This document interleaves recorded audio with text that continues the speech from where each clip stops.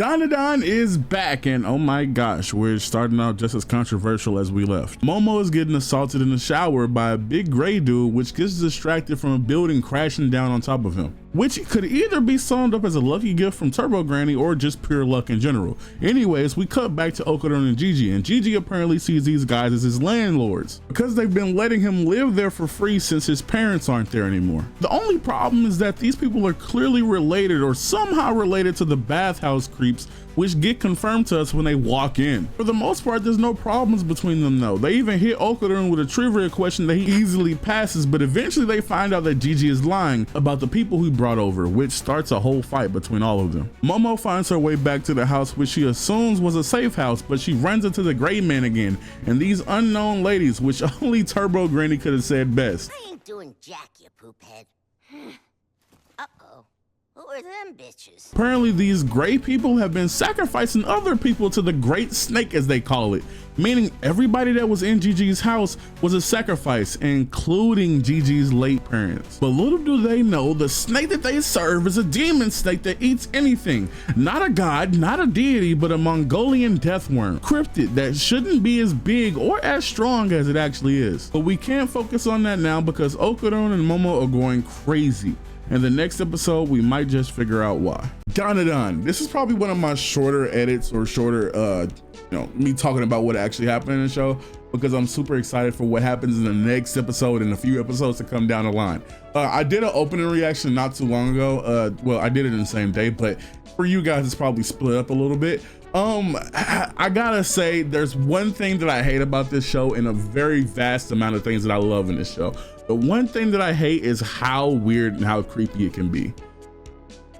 Man, because the moment the show started, the Momo scene with the aliens and her legs spread and all that stuff and her barely wearing anything, I know that people were gonna take this show and make it something that it shouldn't be.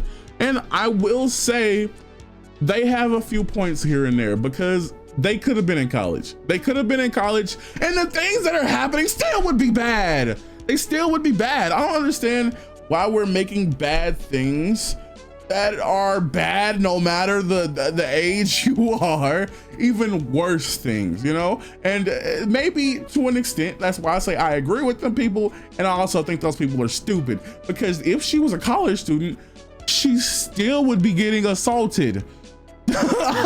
Like there's nothing good about any of this situation, regardless if she was the age that she currently is or the age that she would be, you know.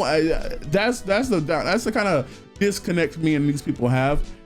Two, when you step back and look at what the show actually is, you see that the show is great for the stuff that doesn't pertain to that at all.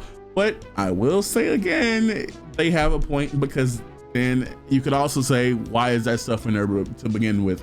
And I agree. There's no reason for a half naked or all the way naked Okudon to be wet and disconfigured. Is that the right word I want to use? I don't know if that's the right word I want to use, but you understand that I didn't know what that word meant. But it doesn't make sense for Okudon to be naked on top of Momo while she barely has any clothes on, wet and in the middle of a hallway. You know, all of these things added up and conjoined with each other. But also Ida is in her undies too. It's certain things in the show that don't need to be there, you know, and certain people will say, oh, it's fan service. Yeah, but you see where the disconnect is, because there's fan service like there is in My Dress Up Darling, and then there's DanDaDan's fan service, and it's like, no,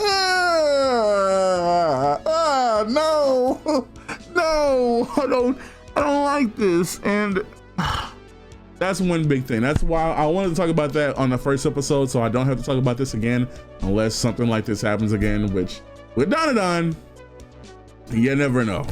you never really know, bro. And Twitter made it so much worse than it actually was. And it's like I said with all the points earlier, it doesn't matter what age she is. Bad people are gonna do bad things. They're bad people.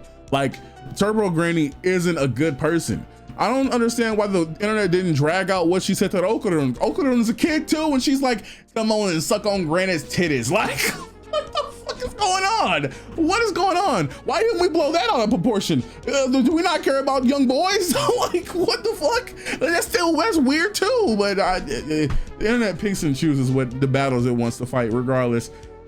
The show is definitely weird at times. The show is definitely like something that you got to look at with a monocle and be like, am I cultured for watching this or am I a creep?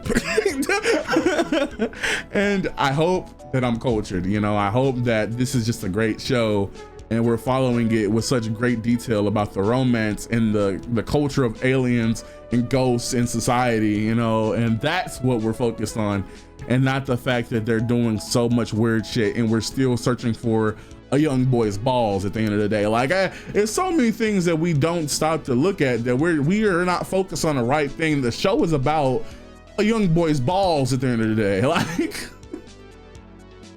scrap the romance, scrap the other obscurities. The show is focused on a young man's balls. And when you start to smell the flowers, you kind of got to realize that everything about the show is stupid at the same time, while it's also peak, you know? And with that being said, I hope you guys enjoyed this reaction. I love the first episode. I feel like I derailed myself completely from where I wanted to say. Another thing I wanted to say is the adaptation for this is super great. The one-to-one to manga, the show, it looks identical, bro. It looks just like they took the frames from the manga, plastered it on there, and made it start moving. It looks great. I'm not gonna lie to you. This is one of the best adaptations for a show, from manga to show, that I think I've seen in my lifetime. I don't read manga like that, you know, sue me. I don't really know what I'm talking about. At the same time, I can be upfront and honest about that. You know, I can admit it, you know. This show looks great for what it is, though, and I am so happy that I get to watch DanDaDan again. You have no idea. Despite how weird it may be, this is still a good show at the end of the day. You know, it's just a lot of things you got to look past, because if you start focusing too much on it, you'll be like, what the fuck? But yeah, if you guys enjoyed this video / reaction / analysis, please hit that like button, that subscribe button, and hit that little bell. Just show me some extra love. And other than that, I have nothing to say, but leave down in the comments, how do you feel about this episode of DanDaDan? How do you feel about DanDaDan being back? And how do you feel about what Twitter has going on, you know? Other than that, I have nothing else to say, but thank you for watching this video, and peace.